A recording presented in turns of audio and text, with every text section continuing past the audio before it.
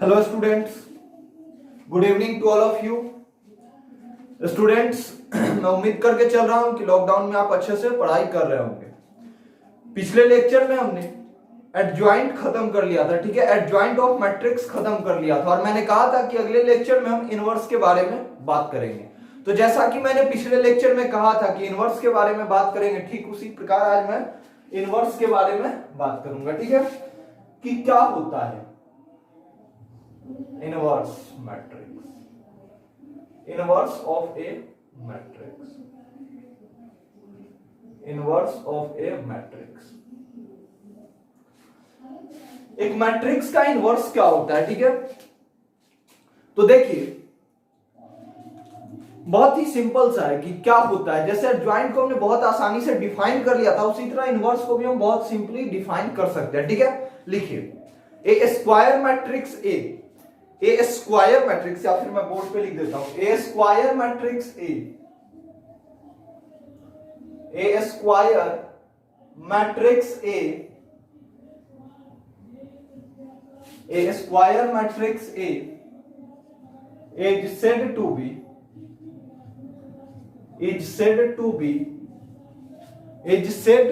be invertible, is said to be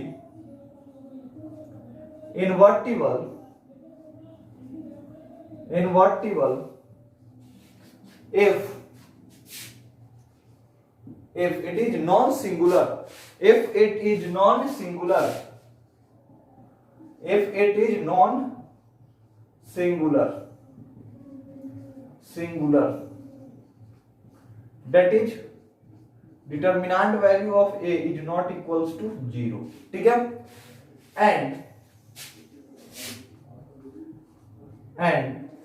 and there exists a matrix B, and there exists a matrix B such that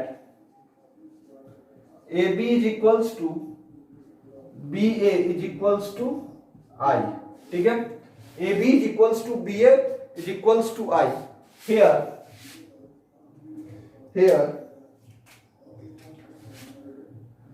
B is called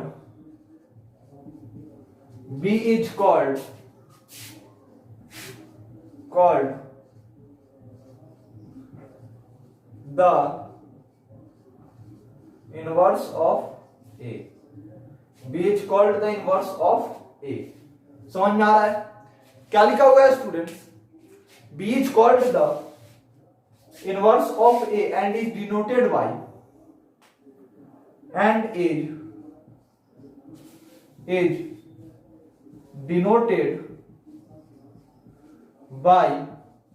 A inverse, A की power -1, ठीक है। इस तरह से denote किया जाता है।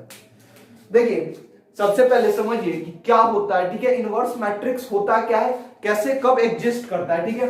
तो सबसे पहली बात तो ये एग्जिस्ट कब करता है, तो A square matrix A is said to be invertible, मतलब कहने का मतलब है एक स्क्वायर मैट्रिक्स को तब इनवर्टिबल कहा जाएगा। इनवर्टिबल मतलब अगर वो इनवर्टिबल है इसका मतलब उसका स्क्वायर इसका मतलब उसका इनवर्स एग्जिस्ट कर रहा है। अगर किसी मैट्रिक्स को, किसी स्क्वायर मैट्रिक्स को इनवर्टिबल बोला जा रहा है, इसका मतलब कि वो जो मैट्रिक्स है उस मैट्रिक्स का इनवर्स एग्जिस्ट कर रहा है, ठीक है। तो A square matrix A is said to be invertible if it is non singular. अगर कोई मैट्रिक्स नॉन सिंगुलर है तो उस मैट्रिक्स का इनवर्स एग्जिस्ट करेगा और हम बोलेंगे कि दैट मैट्रिक्स इज इनवर्टिबल, ठीक है। लेकिन नॉन सिंगुलर क्या होता है, तो सबसे पहले समझ लीजिए कि सिंगुलर मैट्रिक्स और नॉन सिंगुलर मैट्रिक्स क्या होता है।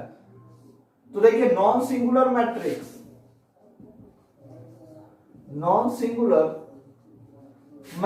क्या होता है, तो देखिए ऐसा मैट्रिक्स जिसका डिटरमिनेंट वैल्यू जो है, मान लीजिए ए कोई मैट्रिक्स है उसका डिटरमिनेंट वैल्यू नॉन जीरो आ जाए तो हम बोलते हैं नॉन सिंगुलर मैट्रिक्स। और सिंगुलर मैट्रिक्स किसको बोलते हैं, तो अगर डिटरमिनेंट वैल्यू जीरो हो जाए तो उस केस में हम बोलेंगे सिंगुलर मैट्रिक्स, ठीक है। चलिए तो देखिए अब बात करते हैं कि सबसे पहली बात तो इनवर्स तब एग्जिस्ट करेगा जब मैट्रिक्स क्या हो, नॉन सिंगुलर, यानी कि डिटर्मिनेंट वैल्यू क्या हो उसका, नॉन जीरो। ठीक है, अब देखिए होता क्या है। सबसे पहली बात तो अगर मैट्रिक्स नॉन सिंगुलर है तभी उसका इनवर्स एग्जिस्ट करेगा। अब होता क्या है इनवर्स, ठीक है, तो देखिए अगर कोई मैट्रिक्स ए है, ठीक है, कोई मैट्रिक्स है ए, ठीक है, और कोई अनदर मैट्रिक्स बी है, इस तरह से है कि ए और बी को मल्टीप्लाई करने पे अगर हमें कोई आइडेंटिटी मैट्रिक्स आ रहा है, कोई यूनिट मैट्रिक्स आ रहा है, ठीक है, या फिर बी और ए को भी मल्टीप्लाई करने पे कोई सेम यूनिट मैट्रिक्स आ रहा है, ठीक है, तो हम बोलेंगे कि बी इज इनवर्स ऑफ ए। ए कोई मैट्रिक्स है, गिवन मैट्रिक्स, ठीक है, कोई दूसरा मैट्रिक्स है बी, वो इस तरह से है कि ए से बी को मल्टीप्लाई करने पे एक यूनिट मैट्रिक्स आ जा रहा है। क्या आ जा रहा है, एक यूनिट मैट्रिक्स आ जा रहा है, ठीक है, तो हम बोलेंगे कि B is the inverse of ए।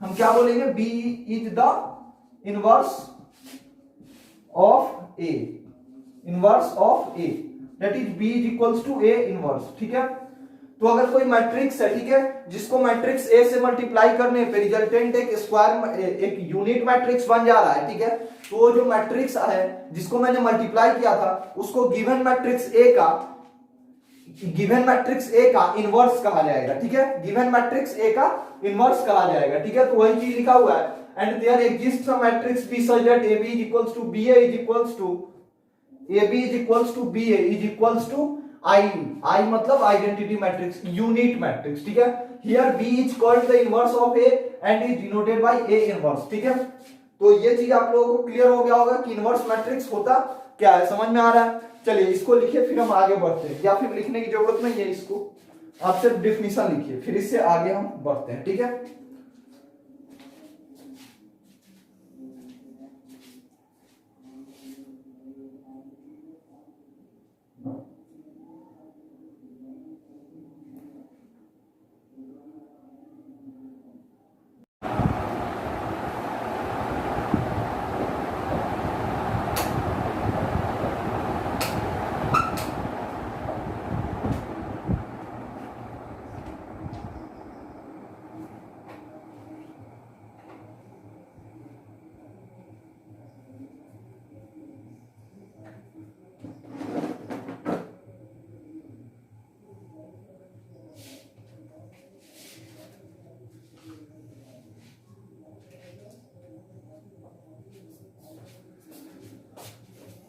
आगे बढ़ते हैं हम और बात करते हैं थोड़ा सा एग्जिस्टेंस।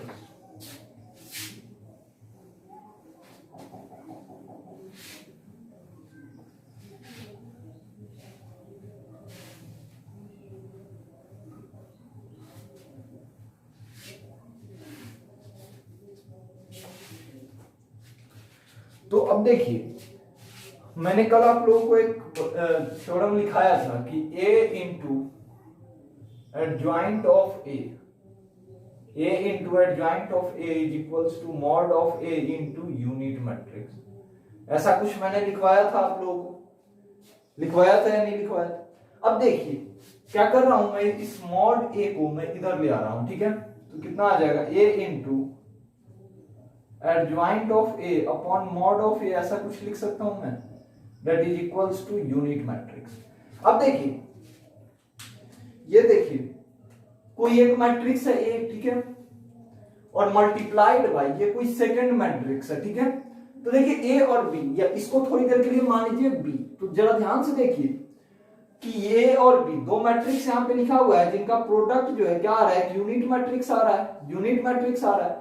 अच्छा, ए और बी का प्रोडक्ट एक यूनिट मैट्रिक्स आ रहा है, इसका मतलब ये बी जो है, ये जो आपका बी है ये क्या हो जाएगा, बी ए का इनवर्स हो जाएगा। तो हम यहां से ये बोल सकते हैं कि B is inverse of A,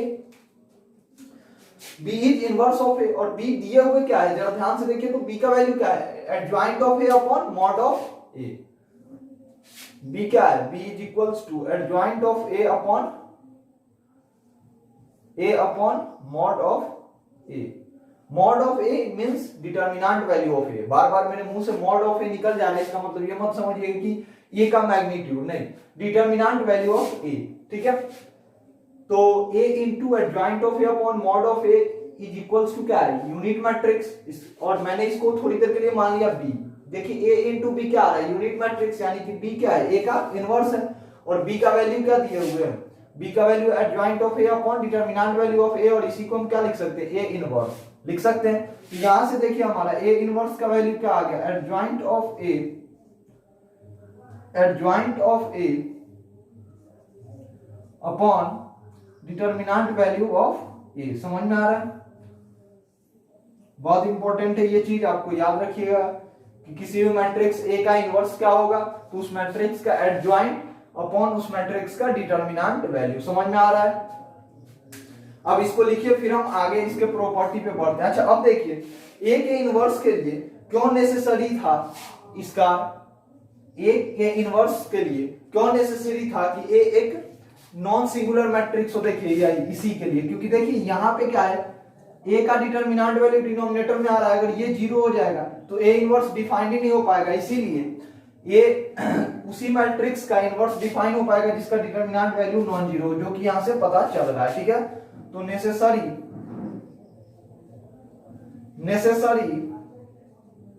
and sufficient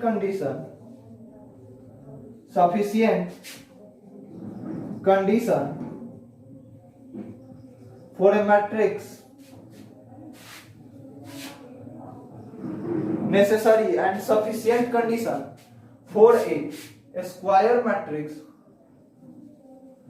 for a square matrix, for a square matrix A to be invertible is mod A, यानी कि ए का determinant value not equals to zero. ठीक है, तो ये ए का इनवर्स तभी एग्जिस्ट करेगा जब ये नॉन जीरो हो जाए। ठीक है, तो इसको लिखिए, फिर हम एक एक करके इसके प्रॉपर्टी के बारे में डिस्कस करते हैं। ठीक है,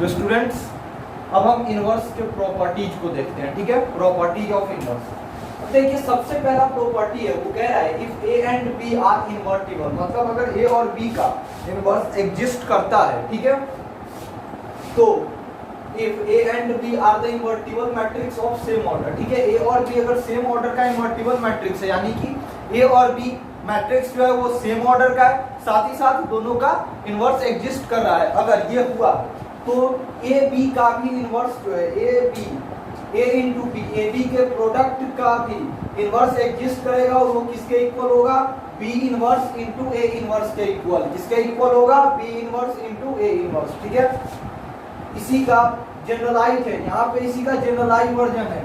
ठीक है, कि A1 A2 A3 से लेके AN तक अगर सारा का सारा are all invertible matrices of order n, सबका ऑर्डर n देने का मतलब है कि सबका ऑर्डर सेम है, ठीक है, और सबका सब इनवर्टिबल है, तो इन सब के प्रोडक्ट का, यानी कि A1 A2 A3 से लेके AN तक के प्रोडक्ट का इनवर्स एग्जिस्ट करेगा, और किसके इक्वल हो जाएगा, तो AN के इनवर्स इंटू AN माइनस 1 के इनवर्स से लेके A2 के इनवर्स इंटू A1 के इनवर्स के इक्वल। ठीक है, मतलब कि यहाँ रिवर्सल लॉ होल्ड कर रहा है। ठीक है, reversal law hold, reversal law hold, समझ में आ रहा है। अब देखिए दूसरा जो प्रॉपर्टी वो क्या कह रहा है, if A be an invertible matrix then the transpose of A T also be invertible. ठीक है, अगर कोई मैट्रिक्स ए अगर इनवर्टिबल है, यानी कि अगर उसका इनवर्स एग्जिस्ट कर रहा है, तो मैट्रिक्स ए के ट्रांसपोज का भी इनवर्स एग्जिस्ट करेगा। ठीक है, और वो किसके इक्वल होगा, तो आप ए के ट्रांसपोज का इनवर्स लीजिए या फिर ए का इनवर्स लेके उसका ट्रांसपोज लीजिए, दोनों इक्वल आएगा। समझ में आ रहा है, ए का पहले आप ट्रांसपोज ले लीजिए, फिर इनवर्स लीजिए, या फिर इनवर्स लेके तब ट्रांसपोज लीजिए, दोनों का दोनों सेम आएगा। तो स्टूडेंट्स इनवर्स लेने का बड़ा ही सिंपल सा फंडा है, A inverse is equals to adjoint of A upon mod of A. ये आपका एक कांस्टेंट क्वांटिटी होगा, मॉड ऑफ ए जो है स्टूडेंट्स, ये वाला जो है डिटरमिनेंट वैल्यू ऑफ ए, ये क्या होगा, कांस्टेंट क्वांटिटी होगा, कांस्टेंट क्वांटिटी यानी कि नंबर होगा, और ये आपका एक मैट्रिक्स आएगा, ठीक है। तो देखिए एडजॉइंट ऑफ ए आप निकालना जानते हैं, ए का डिटरमिनेंट वैल्यू भी निकालना जानते हैं, ठीक है। तो आप ये नहीं निकाल सकते, ए इनवर्स निकालने का बड़ा ही सिंपल सा फंडा है, ठीक है। तो मैं एग्जांपल इस पे नहीं करवा रहा हूँ, मैं उम्मीद करके चल रहा हूँ कि आप लोगों से हो जाएगा, ठीक है। साथ ही आप इलस्ट्रेशन मॉड्यूल में जो है वो बनाएंगे तो आपका क्लियर हो जाएगा। अब आइए तीसरे प्रॉपर्टी पे, if A is invertible then पहला ए इनवर्स का इनवर्स किसके इक्वल, अगेन ए के इक्वल, ए का आप इनवर्स लीजिए तो ए का जो इनवर्स आएगा उसका फिर इनवर्स ले लीजिए, वो किसके इक्वल आ जाएगा, मैट्रिक्स ए के इक्वल ही आ जाएगा, ठीक है। साथ ही किसी मैट्रिक्स का कोई पावर का फिर इनवर्स लीजिए, या फिर इनवर्स लेके उसका कोई पावर लीजिए, ठीक है, दोनों इक्वल आएगा। जैसे क्या लिखा हुआ है यहाँ, ए की पावर के का मैंने इनवर्स लिया, या फिर ए का इनवर्स लेके उसका पावर के लिया, दोनों का दोनों इक्वल हो जाएगा, जहाँ के क्या है, कोई नेचुरल नंबर, ठीक है। ये सारे प्रॉपर्टी आपको ध्यान में रखने हैं। चौथा जो हमारा प्रॉपर्टी है वो क्या है, if A is non singular matrix, if A is non singular matrix then determinant value of A inverse is equals to 1 upon mod a, 1 upon determinant value of A, ठीक है। इस डिटरमिनेंट वैल्यू ऑफ ए का power -1 का मतलब यही हुआ ना, 1 upon determinant value of ए। तो आप ए के इनवर्स का जो डिटरमिनेंट वैल्यू कैलकुलेट करोगे वो किसके इक्वल आएगा, तो ए के डिटरमिनेंट वैल्यू के रेसिप्रोकल के इक्वल, ठीक है। अब देखिए पांचवा प्रॉपर्टी है वो क्या कह रहा है, if idempotent matrix is invertible then its inverse will be identity matrix. देखिए सबसे पहली बात कि आइडेम्पोटेंट मैट्रिक्स का डिटरमिनेंट वैल्यू या तो 0 होता है या फिर 1 होता है, ये मैं पहले ही लिखा चुका हूँ, ठीक है। तो आइडेम्पोटेंट मैट्रिक्स का डिटरमिनेंट वैल्यू 0 भी होता है 1 भी होता है। तो 0 वाले केस में तो इनवर्टिबल नहीं होगा, जिस केस में आइडेम्पोटेंट मैट्रिक्स का डिटरमिनेंट वैल्यू 0 है उस केस में तो उसका इनवर्स एग्जिस्ट नहीं करेगा। लेकिन जिस केस में डिटरमिनेंट वैल्यू 1 आएगा उस केस में उस मैट्रिक्स का इनवर्स भी एग्जिस्ट करेगा, और वो इनवर्स जो होगा एक आइडेंटिटी मैट्रिक्स होगा, एक यूनिट मैट्रिक्स होगा। समझ में आ रहा है, ये प्रॉपर्टी भी ध्यान में रखेंगे। अब है अगला, A nilpotent matrix will not be invertible because its determinant value is 0। Nilpotent matrix जो होता है उसका डिटरमिनेंट वैल्यू 0 होता है, ठीक है, इसलिए उसका इनवर्स एग्जिस्ट नहीं करेगा। अब देखिए सातवां जो प्रॉपर्टी है वो है orthogonal matrix is, orthogonal matrix A is always invertible and A inverse is equals to A का ट्रांसपोज। अब देखिए ये क्या कह रहा है कि ऑर्थोगोनल मैट्रिक्स हमेशा इनवर्टिबल होता है, बिल्कुल, क्योंकि हम जानते हैं कि ऑर्थोगोनल मैट्रिक्स क्या होता है, तो ऐसा मैट्रिक्स होता है जिसको उसके ट्रांसपोज से मल्टीप्लाई करने पे एक यूनिट मैट्रिक्स आता है ना। अब देखिए ए के उसके ट्रांसपोज से मल्टीप्लाई करने पे इनवर्स मैट्रिक्स आता है ऑर्थोगोनल मैट्रिक्स के केस में। अब देखिए A into other matrix is equals to क्या आ रहा है, यूनिट मैट्रिक्स। इसका मतलब क्या है, ए का ट्रांसपोज ए का इनवर्स है, तभी ना इस ए से मल्टीप्लाई करने पे इसको एक यूनिट मैट्रिक्स आता है, ठीक है। तो वही कहा जा रहा है कि orthogonal matrix A is always invertible, जो कि यहाँ से दिख रहा है, और ए इनवर्स किसके इक्वल आ जाएगा, ए टी के इक्वल, मतलब ए के ट्रांसपोज के इक्वल, ठीक है। ए इनवर्स ए के ट्रांसपोज के इक्वल आ जाएगा। अब देखिए अगला जो है A is equals to A inverse for an involutory matrix. Involutory matrix क्या होता है, तो इनवॉल्यूटरी मैट्रिक्स वो मैट्रिक्स होता है जिसमें ए स्क्वायर जो होता है ना, ए स्क्वायर वो किसी यूनिट मैट्रिक्स के इक्वल होता है। तो देखिए ए स्क्वायर को हम क्या लिख सकते हैं, A into A that is equals to unit matrix. तो देखिए दो मैट्रिक्स है जिसका प्रोडक्ट यूनिट मैट्रिक्स के इक्वल आ रहा है, इसका मतलब ये दोनों एक दूसरे का इनवर्स लिखा हुआ है। तो हम यहाँ से कह सकते हैं कि ए इज इनवर्स ऑफ ए।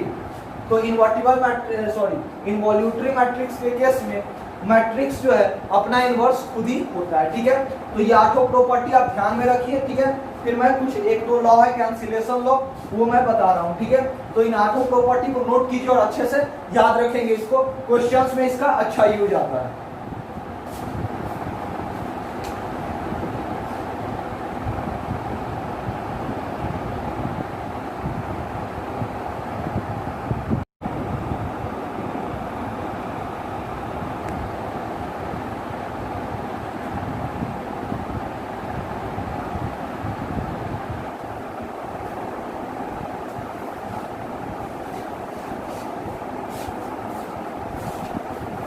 चलिए स्टूडेंट्स, तो अब हम आगे बढ़ते हैं, ठीक है।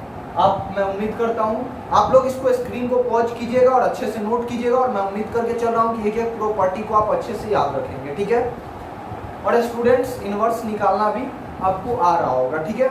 चलिए अब देखते हैं, हम आगे बढ़ते हैं और बात करते हैं थोड़ी सी एक और टर्म के बारे में, cancellation law.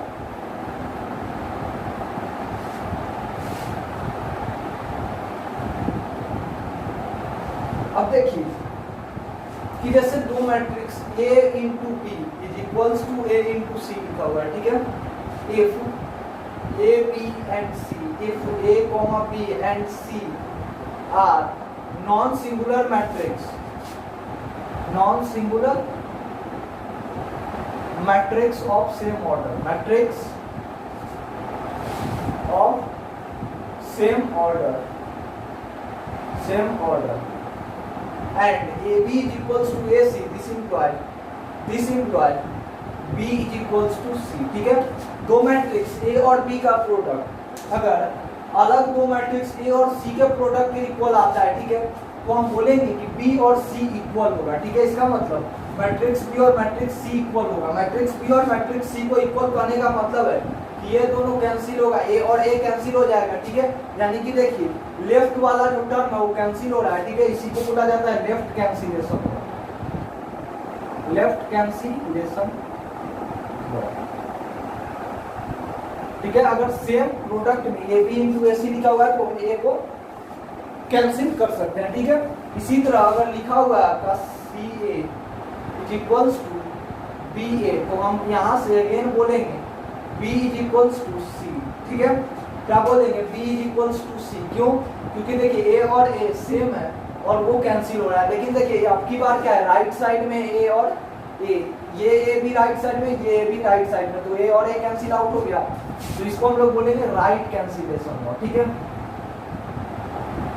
Right cancellation law.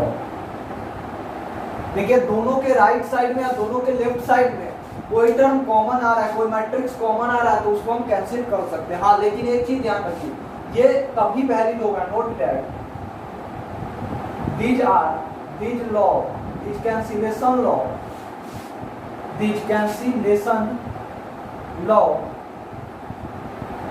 are valid only for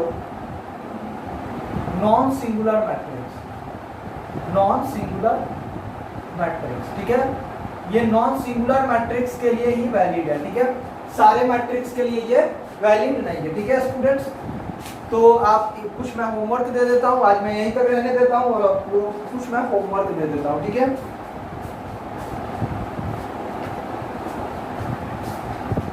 homework में आप लोग इलस्ट्रेशन नंबर 15 कर लेंगे, इलस्ट्रेशन नंबर 16 भी कर लेंगे और इलस्ट्रेशन नंबर 17, और साथ ही do your self 9। Illustration number 15, 16, 17 और उसके बाद साथ ही साथ आप डू योर सेल्फ 9 कर लेंगे, ठीक है। क्या क्या? इलस्ट्रेशन नंबर 15, 16, 17 और डू योर सेल्फ 9, ठीक है। देखिए, और मैं ये उम्मीद करके चल रहा हूँ कि आप लोगों को अब आप किसी भी मैट्रिक्स का इनवर्स निकालना सीख गए। देखिए स्टूडेंट्स, मैट्रिक्स का इनवर्स एलिमेंट्री ट्रांसफॉर्मेशन से भी निकलता है, लेकिन वो मैं नहीं बता रहा हूँ क्योंकि ये तरीका जो आपका एडजॉइंट निकालने वाला और ठीक है डिटरमिनेंट वैल्यू निकाल के डायरेक्ट आंसर कर देने वाला, ये मुझे ज़्यादा कन्वीनियंट लगता है, ठीक है। अगर आप लोगों को वो मेथड भी सीखना हो तो मैसेज करके आप लोग बता सकते हैं, लेकिन मुझे ये ज़्यादा कन्वीनियंट लगता है, इसलिए मैं इसी को बताता हूँ, ठीक है। चलिए स्टूडेंट्स, तो आज यहीं तक रहने देते हैं। अब इससे आगे हम अगले लेक्चर में बात करेंगे, और अब हमारा मैट्रिक्स सिर्फ एक लेक्चर का और बचा है, ठीक है। एक लेक्चर में और लूंगा, फिर मैट्रिक्स आपका खत्म हो जाएगा। फिर मैट्रिक्स और डिटरमिनेंट का हम डाउट्स डिस्कस करके अगले चैप्टर में मूव करेंगे, ठीक है। Thank you very much.